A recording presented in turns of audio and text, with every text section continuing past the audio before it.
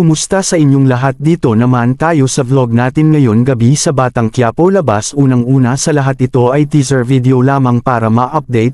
Huwag kalimutan follow at subscribe ang channel. Salamat po. Ayon nga dumating si Don Marzang at Doña Nita sa luma nilang bahay dahil alam nila si Roda ang nakatira nito at inaakyat nila ito at dito gulat si Roda sa kanilang bagong anyo nito at dito sabi pa ni Roda nakaalahas na ito at dito gusto na bawiin ni Don Marzang at Doña Nita ang bahay ngunit binigay nila ang bahay pero yung gamit nito ay kinuha at pinamigay sa mga kapitbahay nito. At dito ang saya ng mga kapitbahay nito sa biyaya binigay ni Don Marzang.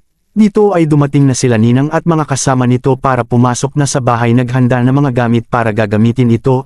Dito ay nag-ayos na sila sa mga suit nila kanya-kanya anyo ang suit para di makilala sa mga tauhan ni General Pacheco Agustus at pumunta na sila.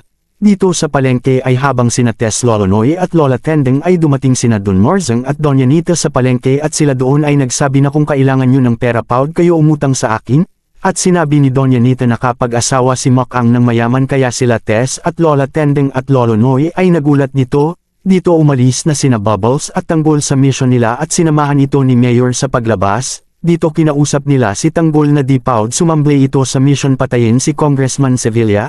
At dito ag-usap si Bubbles at Tanggol and sabi nito na pag di natin mapatay si Congressman ay di muna makita ang kasama mo pati si Bubbles kaya niya ginawa dahil nakabaon na sa gulay ang para at nakinab ang ito kay Chief Espinas.